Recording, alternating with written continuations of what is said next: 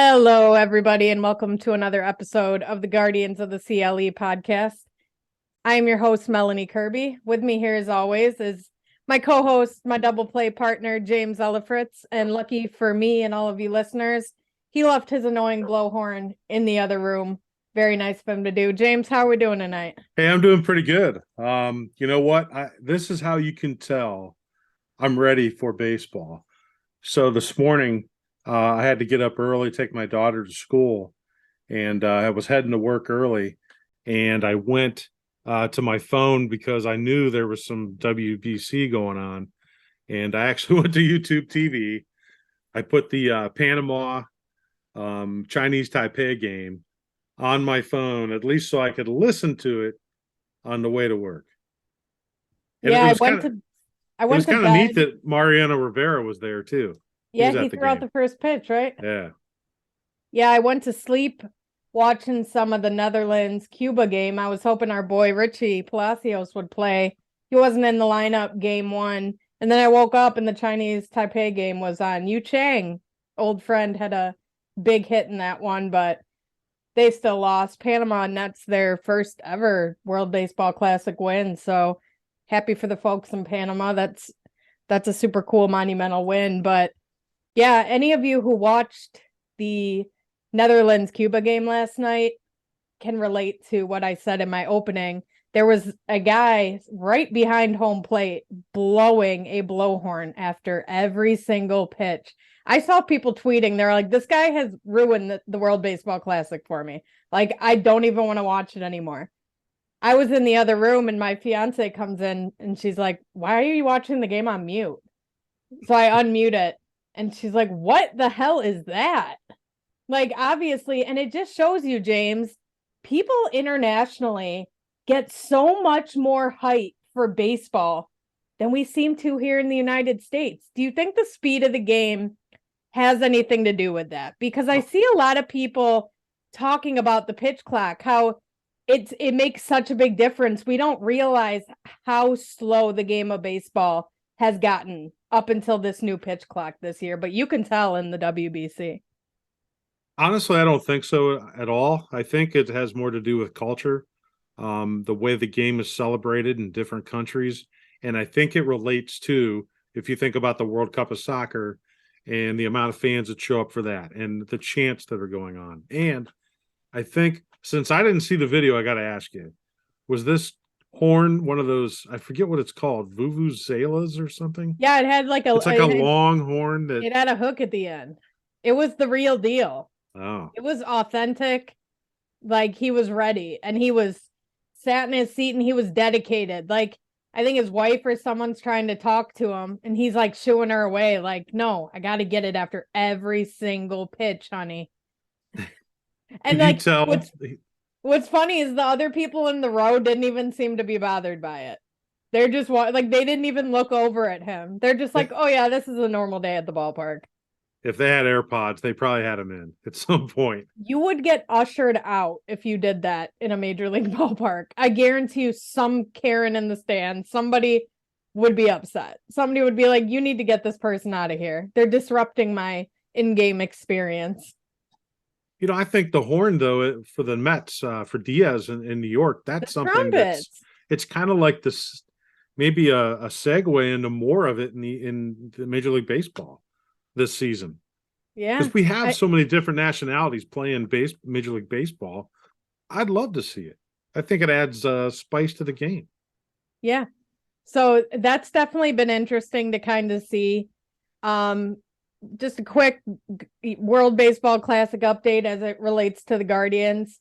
Cal Quantrill, Kate Smith, and Bo Naylor all left camp to join Team Canada for their workouts. They're luckily doing their pool play in Phoenix, so they did not have to travel far. As we know, Richie Palacios had to go all the way to Taiwan for their pool play, so he left a while ago. And Andres Jimenez and Akron manager Rugles Odor, they joined Team Venezuela, who I believe is their pool plays in Miami. They're going to be playing in the same pool as Puerto Rico, the Dominican Republic. That is going to be a fascinating pool to watch. There is so much talent in that pool. I'll be honest with you, the past World Baseball Classics I've had a hard time engaging with. And even this one, it was last night when I was trying to pull up on YouTube TV, I was trying to save it to where it would record every game. And I couldn't find the actual like window that you go to that saves every WBC game. I had to go through the list of games that they had, find US, find Dominican, find certain games, because I'm not going to watch them all. And in fact, I didn't even look into the pool play until last night. Who was where's everybody playing? So now that I have a better feel for it, I'm ready to go. But other than that, I don't know if there's commercials out there. It just doesn't feel as baseball is top of the list priority at this time, because it's still spring training. The one thing I wanted to tell you too, Mel, is last week I was watching 11 o'clock, checking out our local Channel 3, Channel 5 affiliates for local sports. And there was 2 nights in a row where they didn't even show any coverage or even discuss the score. They were talking about the Browns free safety, Johnson, not going to be on the roster for next year, cutting him. I just don't, honestly, I don't get it. We have such a great organization. You would think we would get more love, but I totally get it. A lot of times it's about clicks and stuff now. It's about views. And the Browns, unfortunately, to me, is that they dominate the city. I think the Cavs and the Guardians deserve more attention from all of us Cleveland fans, based on what the organizations are doing, the winning that's going on. And yeah, the Browns are trying and have some very talented players on our roster. But for me and my money right now and my attention, I'm paying attention to the Cavs and the Guardians.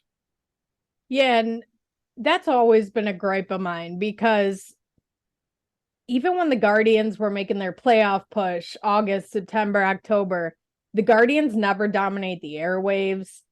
They never dominate news sports segments. And the other day, I think it was Monday, they had a spring training game against the Angels. It wasn't even on the radio anywhere in Cleveland. I had to find the Los Angeles Angels radio station to listen to the game on. And I come to find out they have an entire radio station strictly dedicated to the Angels, whether it's the off season, regular season, year round. That station is dedicated to Angels talk. And I would love something like that in Cleveland. I don't ever see it happening because of what you said about the Browns. No matter how bad the Browns are, the city is obsessed with the Browns and the football culture. And that's fine, because luckily for us, there's a ton of great Guardians podcasts. So I'm excited to be a part of that and at least get Guardians news, Guardians talk out to all the fans year round. That's always been a gripe of mine. I hate how undervalued the Guardians are in this city. Right. And you don't remember really your first memories were what, 97, right? Yeah. You got to remember when the Browns left town, Progressive Field had only been open for about a year, 2 years. And, so a lot of people's money, it's no longer Brownstown because we didn't have a football team till 99. So a lot of the money that people were spending on sports and tickets and jerseys and all that was all going towards the Indians. Right. And that's why we got that 455 straight sellout, not just because the Browns weren't here, but we were actually playing winning baseball. Yeah. I wish it would get back to that. I certainly wish people would invest more in the Guardians, but I won't ever tell people how to spend their money, but I do wish they got more attention, 150%. And I want to, Mel, as far as spending money on the Guardians too, you have to call the team shop to find out what's available. They don't even have a website that you can, Cavs have a team shop that you can go directly to. Very easy to use. You have to call, and if there's something that I've saw, say on Fanatics or some other website, hat like this, and I call there, I better have the SKU, because they're only going to go by what I say. So I'd love to see the Guardians do a better job as far as being able to have access to their apparel at their team store. Yeah, 100%. It works both ways. Just to wrap up the World Baseball Classic, Anil De Los Santos, he has a hamstring injury. He's an alternate for the Dominican Republic once he gets healthy. So he might be heading out too. But the Guardians actually faced off against Team Mexico in an exhibition game down in Arizona today, and they fared very well. There's no official box score for the game just because it's not an official spring training game. So none of the stats count towards spring training statistics, but few good things happened for the Guardians here today, James. You had Jose Ramirez with a 2-run homer in the first inning. That's good to see. Well, he's coming back from that thumb injury, the thumb surgery. He looks healthy. He's hitting over 400 this spring. I'm just so excited to see him healthy. I tweeted yesterday at Mello_NIE91 is where you can find my Twitter. MLB Network did their kind of 30 teams in 30 days where they traveled all the spring training sites and they were interviewing with him. And I'm just thinking about it. Like all his top 5 MVP finishes, he was well on the way to an MVP last year before hurting his thumb, and he was never quite the same. And I'm so excited to see him healthy for an entire season. I really do, James. And I don't think this is a homer take. And we'll save all our, previews for the season preview episode coming up here in the next couple weeks. But one thing I will say is I think this could be the year that he finally breaks through and gets that MVP. And I know winning means more to him than that, but he wants to break through. He's been so close.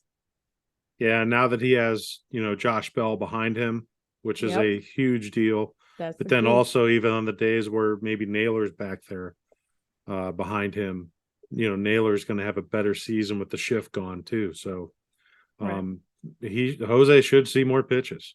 Not that he wasn't, it's not like he was Barry Bonds, getting walked all the time. However, they're not going to be able to pitch around him this year. Yeah, they're going to have to give him pitches. They're not going to be able to pitch around him. Like you said, he's going to get his pitches and he's going to make them pay. And I can't wait to see that. But kind of moving to, I don't want to say the fringe roster guys, but kind of the bench guys, those last few guys that they may fill out the 26-man roster with heading into the season. Gabriel Arias cranked his first home run of the spring in the second inning.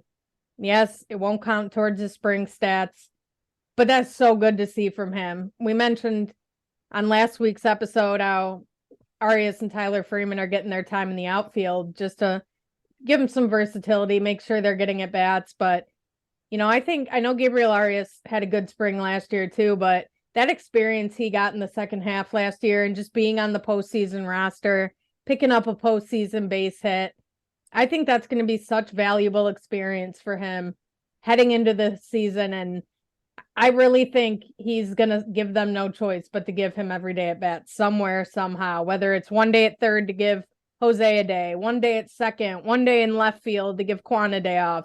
I think he's going to find his way into the lineup more times than not.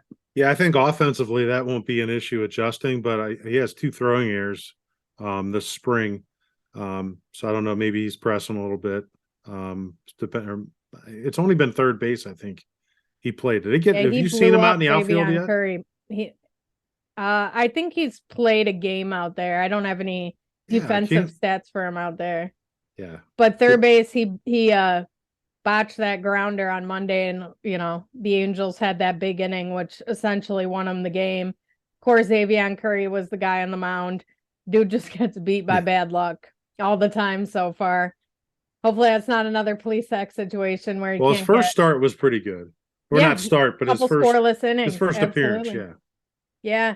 So got beat around a little bit Monday by really no fault of his own. I mean, he allowed the runners on base, but he pitched a couple more innings. So speaking of Plesac, though, he started the game today and he looked decent.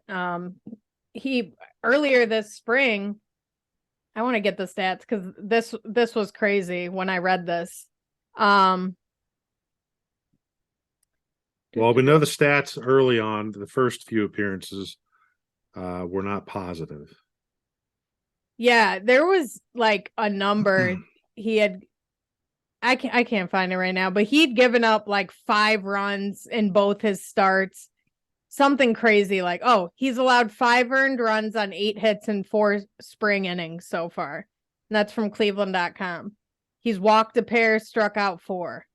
So he has not found success so far this spring. We've talked about it before. I think both of our opinions are pretty strong. But like there's so many guys behind him vying for playing time. And, you know, just for him, we have so many high floor, low ceiling guys that eventually some of these kids are going to have to push on through. One of those guys, I know you've talked about him before, but Logan Allen, he struggled a little bit in his first start. He gave up 4 runs, 3 hits, and 2/3 of an inning. Didn't make it out of the first inning. That was February 28th. He came out of the pen on Sunday and pitched 2 scoreless innings. It's interesting because he came out of the pen. He wasn't the starter of the game. He was like the piggyback guy. Could he be a guy where if they can't get him reps and they can't get him starts in the rotation, would he be a guy they consider moving to the bullpen or being that like double header type guy? If they want to do a bullpen game, he can pitch 2 or 3 innings, you know, kind of piggyback the opener of that game. It's going to be interesting to see what role that they find for him, but he's definitely one of those guys, along with Xavier Curry, along with Hunter Gaddis, who's just kind of on the outside looking in. Connor Pilkington's another one, maybe even Peyton Battenfield. Those are the guys before the big 3 come along. They're going to want to sort through those guys, see who has what, who's expendable, who should play where. And it's a big year for Logan Allen. He really, really struggled when he got to AAA, coming up from AA Akron, where he had nothing but success over the last year and a half. Mid-season gets bumped up to AAA Columbus, and he struggled big time. So I think this could be a make or break type of year for a guy like Logan Allen, because people will jump ahead of him. Yeah, I mean, I would love to see him have success because, you know, we've talked in the past how I'd love to have a, you know, left-hander in the rotation. When you talk about his struggles in AAA, it takes me back to our interview with Todd Paquette talking about AAA and Columbus having the shorter fences. So therefore, it's more a hitter's park when somebody's going from AA Akron to Columbus. So it's something I never even paid attention to, but yeah, it's something to keep in mind that, you know, if as a pitcher, if you're struggling down there, or as a hitter, all of a sudden you just start taking off with some power numbers, but maybe we should keep that in mind. Yeah, absolutely. And one of the top guys in our major league rotation, Tristan McKenzie, he pitched on Sunday again, and he struggled with his control. He walked 3 in an inning and 2/3, gave up 3 hits. Obviously, it's nothing to be concerned about yet. It was just one spring start. Tito's not too worried about it. He was elevating the fastball a little bit, didn't have great command. But it's something to watch with Tristan, because as we know, when he does struggle, it's when he's walking guys. Never doubting his stuff is outstanding. He's a Cy Young type pitcher. He could push for that this season. But that's the one thing with Tristan. If he starts walking guys, you know it's not his night. You know he's going to struggle. That's what leads to his struggles. So his command, his control is definitely something to be watching the rest of spring over these next couple weeks. Yeah, for me, he's probably the most intriguing player for me, because if he can elevate and pitch like a number 1, where we saw some of that last year, and he can even step above, maybe even like you talked about, Cy Young candidate, that would be fantastic to have him even exceed what Shane Bieber is giving us. Yeah. And it's going to be important, because I don't really see a scenario where we keep Bieber after this year. Yeah. I don't know how the organization would justify re-signing him with all these talented pitchers. It's not really their MO. We know, you know, they traded Trevor Bauer, traded Mike Clevenger. Thank God to both of those. They got rid of them while they could before all this awful news comes out about both of them. Got rid of them. And then you have Bieber, Plesac, Savali. They were the next guys up. We had a little lull for a year or two. And now we got this next wave of pitchers just ready to knock down the door and get that opportunity in Cleveland. So I think it's another reason, James, why I really do think the window is open. I really do think they're going to capitalize on any first half success that they have this year. And they will go all in at the deadline because I really think they know they need to try and do everything they can to capitalize while they do have Shane Bieber at the top of that rotation with Tristan. Yeah, and we talked about being buyers at the trade deadline this year, and I'm starting to think that there's something going to be happening at the end of spring training where they just run out of room somewhere, or they get some great offer that, they finally have their roster set, or maybe the backup catcher spot, the guys that are in camp are not going to pan out. Not even sure. So there's a lot to unpack with that, because I could see them making at least a small trade right here at the end of spring training. They might want to clean up that 40-man just a little bit. I know they like to have flexibility with a spot or two. So that it's going to be interesting, because how do you carry both Tyler Freeman and Gabriel Arias when you still have Ahmed Rosario and Jimenez as your everyday starters up the middle? And then you have obviously Jose locked in at third, Naylor and Bell at first. You're just running out of room to play two guys who essentially play all the same positions. So, and you got to get Will Brennan in there in the outfield. You remember when I joked about, hey, Chicago has two teams, New York has two teams, LA, we got enough talent. It's definitely there. You can make a whole nother team. You could almost make another roster. The one thing's for sure that better happen this year, the Clippers, the Ducks, captains, we better have some championships out of those teams, because, I get it. Guys are going to move up. gave us one.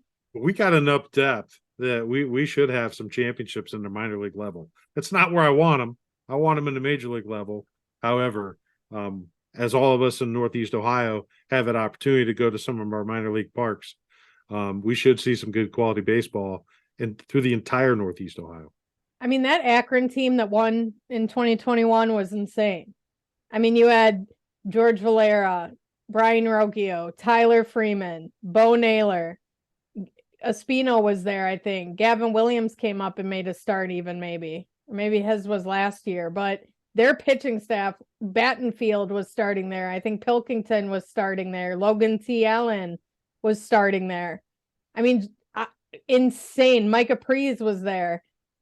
And he's the next guy we're going to get into, because we talked, James, about the back half of this roster and what spots are even up for grabs. And we kind of look at the roster construction as it stands right now.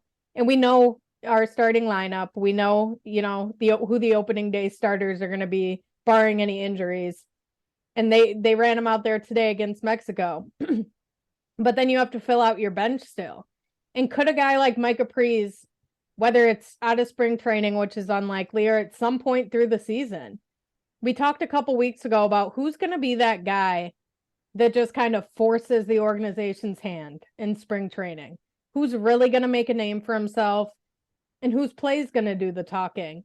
And so far this spring, that guy's been Micah Pries. And, there was an article written the other day, and they were just talking to Tito about him. Like, he's kind of came out of nowhere, this and that. And he said Micah Pries came to camp and they did their, kind of interview at the start of spring training. And Micah Pries told Tito, like, I know, I'm under the radar a little bit. And Tito's like, you're not under the radar. I know everything about you. Nobody's under the radar here.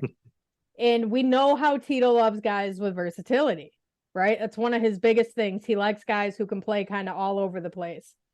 And Tito said that. He said he's an interesting guy, plays left, right, first, and runs better than you think. Certainly sounds like a guy who he's hitting over 300 this spring. He's an on-base machine. He's running the base as well. All the things Tito loves. He's a 2019 13th round pick, so he certainly put his time in the minor leagues. What do you think of the spring Micah Pries is having so far? I just love watching his swing. He's got a nice, smooth, it's a long swing, but it looks very compact. And the balls that I've seen him hit the first couple games there were solid. So I'm excited to see whether or not he's going to be able to break through. I mean, we want some of these young guys to come up and make that impact, or at least make the roster and come off the bench and make the impact. And just hope that none of these opportunities come via injury. Let's have a blessed season of healthy guys out there, and that's going to equate to a lot of wins in the win column this year. Yeah, he's also cranked a couple of homers so far this spring, and we all know the biggest knock on this lineup last year was lack of power. It was all contact guys. We got on base at a great clip, but we had struggle hitting the ball out of the park. And we played the Angels Monday, and we saw you can get hits, but then you could strand all those guys on base. Hunter Renfroe comes up, and in one pitch, knocks it over the center field wall. It's 1-0 Angels in one swing of the bat. They didn't have to manufacture anything. Yeah, it's still good to be able to manufacture runs, but I think in the way the game is today, you definitely got to have those guys who can come up and there's a chance they can hit the ball out of the park and get you runs quick, especially if it's late in the game. We know Josh Bell's added to do that. We know Mike Zunino's got some pop in his bat, and we're bound to see more power from Jose Ramirez being fully healthy with the protection in the lineup of Josh Bell behind him. But yeah, Micah Pries had 18 homers last year, playing for Akron. Again, playing kind of all over the diamond, but 29 doubles, 18 homers, 73 RBIs. So this spring training isn't some kind of aberration. Like, the dude hits the baseball. So it's going to be really interesting to see if he's kind of a guy. We know they like to kind of make some roster change outs in May. So we'll see. We'll see if Micah can keep hitting the ball. Super good dude. I wish him nothing but success. Would love to see him in Cleveland soon. And we're going to wrap up, James, with the backup catcher spot. So they had 5 backup catchers in camp. They have Cam Gallagher, Zach Collins, Brian Lavastida, Bo Naylor, and Valoria. They had 5 in camp. Naylor and Valoria have left for the WBC. So now you're down to Gallagher, Collins, and Lavastida. Obviously saw Lavastida make his major league debut last year. Now they're going to kind of be able to sort through 3. It kind of feels more manageable than all 5. If those 3 guys struggle, Bo Naylor could still have a shot when he gets back from the WBC. But I certainly think the team's hoping that one of Cam Gallagher, who's been getting a lot of run out there at catcher, Zach Collins, and Lavastida, one of them can separate themselves from the pack and become that backup. So Bo Naylor can kind of cook in AAA a little bit longer. So you do realize those 3 names, Gallagher, Collins, and whoever the heck the other guy is, you could have made up a name right there. Our listeners would have been like, yeah, sure, that guy's in camp. Sounds like a law firm. Yeah. That's hilarious. Settlement claims or something. But yeah, I mean, the impact any of these guys are going to make, I don't know. I mean, it's hopefully it's just that off day, for Zunino, but I don't have a lot of hope. But what you do know, Terry, is he loves his guys that play defense, can manage the pitching staff, and I'm excited for, because we've had so many good defensive catchers. We've thrown out a lot of guys over the last few years.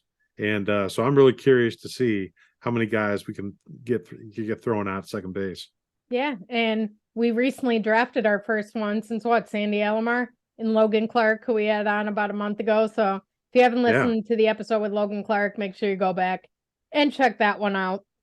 Before we get out of here tonight, just a few new news and notes to kind of close on. Emmanuel Clase, he pitched in his first of 9 scheduled spring appearances on Monday.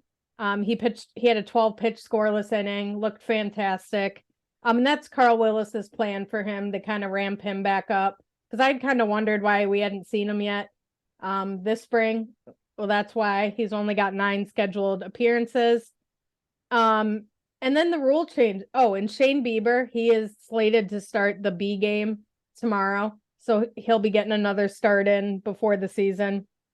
And kind of the rules issues. We know we've seen some issues with people across the league, whether it's an automatic ball, automatic strike, for just not being ready and set when the pitcher goes to pitch the ball.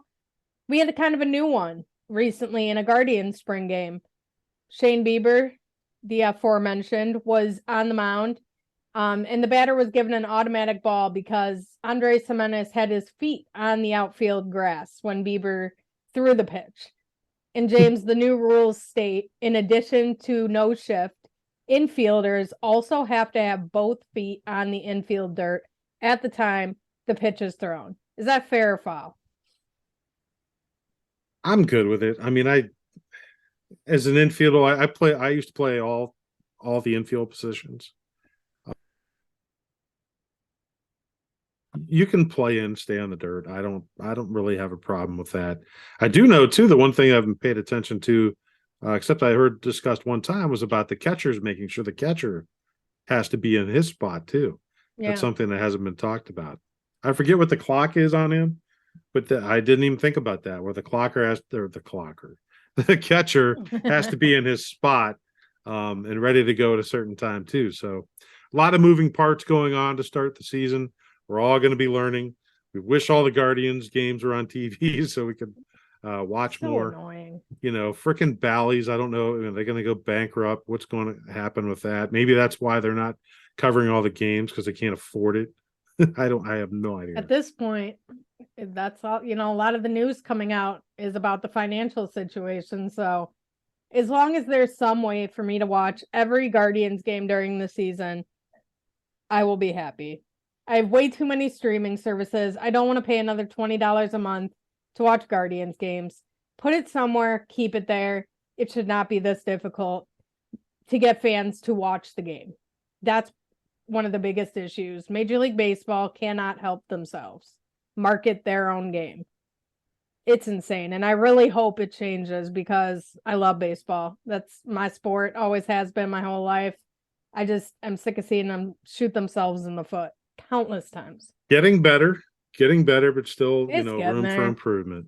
Yeah. Any news or notes? Anything from you, James, before we get out of here? Other than, if you're watching on YouTube, you will notice that I have changed my background. I have my Guardians and some of my old Indians posters up, so check it out. Yeah, I'm happy that baseball season's here. Took some of my Cavs stuff down just to get some of the Guardian stuff up, even though it won't be long before we're celebrating both the Cavs in the playoffs and Guardians regular season baseball. Can't wait for that. We want to thank everybody for listening again here tonight. Keep sharing, keep subscribing, keep telling your friends, keep us climbing up the charts. We are so, so, so grateful for everybody who is tuning in to us. It's a dream of ours to be able to talk about the Guardians with you guys. Yes. Make sure you check out the podcast Twitter page at Guardians OTCLE for all the latest updates, guest alerts, everything like that regarding the podcast.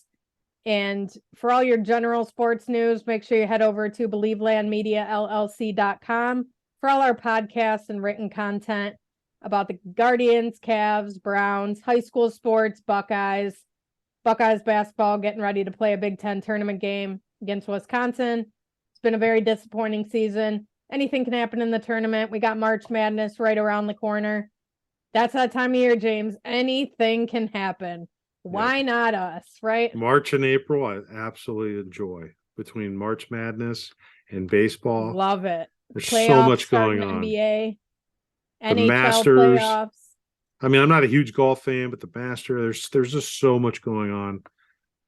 Daytona already happened. It was February. Yeah. Sorry. You got the Stanley Cup playoffs starting. Earth Day. Yeah. My wedding anniversary. My birthday. Easter. Loaded packed calendar, I love right? it. Yes. That's the summer for April's us, my all the fastest birthdays. month because there's so much going on. Yeah, that's how July is over here. All the family birthdays, cookouts, holidays, everything seems to fall in July. And it usually seems the worst. The Guardians finally play their opener, and then they're usually off the next day. Drives me crazy. 100%. It's like, please, more. Yeah, so I know. Yeah, thanks to all of our sponsors too. We really appreciate you. Carrie's Weight and Wellness Program, Medina Auto Mall, Brunswick Auto Mart. Yep. So thank you very much for sponsoring us through Believe Land. Well, good luck to Joey and Brandon. Yeah, doing their last podcast with All Things Cavalier. Thanks for all your guys' support, and good luck with your last pod, and then good luck in the future on your podcast that you're doing on your own. So thank you. Yep. Nothing but success to the guys. We will talk to you all next week. Thank you again for listening. In the meantime, stay safe, stay healthy, and go Guardians. Go Guard.